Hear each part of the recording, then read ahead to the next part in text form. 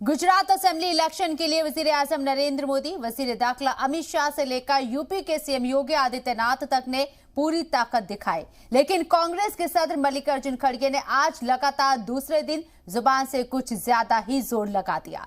कल वजीर आजम मोदी को झूठों का सरदार कहा था, तो आज वजीर आजम का मवाजना रावण से कर दिया। हालांकि खड़गे साहब थोड़ा गच्चा भी खा गए। रावण के 10 सिर थे, वो पूछ बैठे कि क्या आपके भी रावण की तरह 100 सिर है?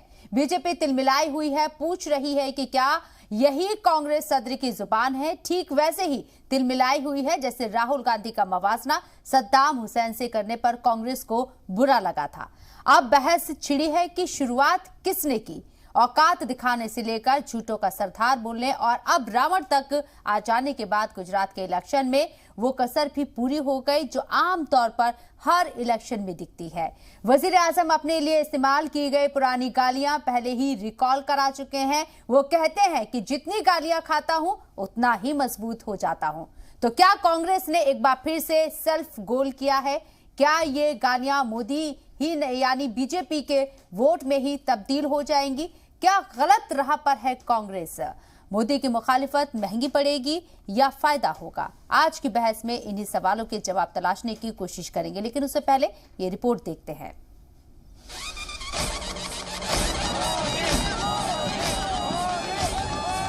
कांग्रेस को इलेक्शन से पहले पीएम मोदी की बेइज्जती की जैसे आदत ही हो गई है। कांग्रेस चीफ मल्लिकार्जुन खड़गे गुजरात में इंतखाबी तशहीर के लिए पहुंचे थे। इस दौरान उन्होंने पीएम मोदी पर हमला बोलते हुए उन्हें रावण बता डाला। आप किसी को मत देखो, मोदी को देखकर वोट दो। तो भाई तुम्हारी सूरत कितनी बार देखना? कॉर्पोरेशन में भी तुम्हारी सूरत देखना, एमएलए इलेक्शन में तुम्हारी सूरत देखना, एमपी इलेक्शन में भी तुम्हारी सूरत देखना। हर जगह कितने भाई, क्या आपके रावण के जैसा 100 मुख है क्या है? वहीं कांग्रेस सदर के इस बयान पर बीजेपी ने भी पलटवार किया।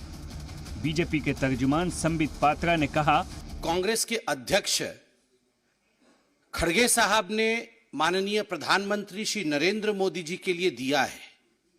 उन्होंने माननीय प्रधानमंत्री श्री नरेंद्र मोदी जी को रावण कहा है और मुझे लगता है इससे बड़ी धृष्टता, इस प्रकार के भाषा का प्रयोग, इस प्रकार का गाली गलोच अपने प्रधानमंत्री के लिए करना और वह भी गुजरात के सपूत के लिए ऐसे शब्दों का प्रयोग गुजरात में खड़े होकर करना, यह उचित नहीं है, यह निंदनीय है और कहीं न कहीं ये कांग्रेस की मानसिकता को दर्शाता है। वहीं कांग्रेस लीडर और छत्तीसगढ़ के सीएम भूपेश बघेल ने मल्लिकार्जुन खड़गे के इस बयान पर कुछ बोलने से इनकार कर दिया। बघेल ने कहा कि अगर सदर ने कोई बात कही है तो मैं उस पर कमेंट नहीं करूंगा। मुझे उसकी खबर नहीं है, जानकारी नहीं है और हमारे अध्यक्ष जी ने यदि कोई बात कही है तो उसके बारे में कोई कमेंट नहीं करूंगा। इससे पहले कांग्रेस लीडर मधुसूदन मिस्त्री ने भी पीएम मोदी को लेकर मुतनाज़ा बयान दिया था। मिस्त्री ने पीएम मोदी के खिलाफ नाजेबा अल्फाज का इस्तेमाल करते हुए कहा था कि इस चुनाव में नरेंद्र मोदी को औकात दिख जाएगी। कांग्रेस के इस बयान पर हमला बोलते हुए पीएम मोदी ने कहा था कि कुछ लोग हताश और निराश हैं, इसलिए वो लगातार उनके खिलाफ नाजेबा अल्फाज का इस्तेमाल करते हैं। पीएम ने इस तरह के बयानों को कांग्रेस का घमंड बताया। કે કોંગ્રેસ વાળા કહે છે આ મોદીને એની औकात बतावी देशु। औकात, मोदी को उसकी औकात दिखा देंगे। अहंकार जो भाइयों, अहंकार जो, मोदी को उसकी औकात दिखा देंगे। अरे माँ बाप, તમે તો બધા રાજ પરિવારો છો, હું તો એક સામાન્ય પરિવારનું સંતાન છું। મારી કોઈ औकात નથી બાપા, તમે મારી औकात દેખાડવાની। અરે હું તો સેવક છું, હું તો સેવાદાર છું અને સેવક કે સેવાદારની એવી औकात હોતી હશે।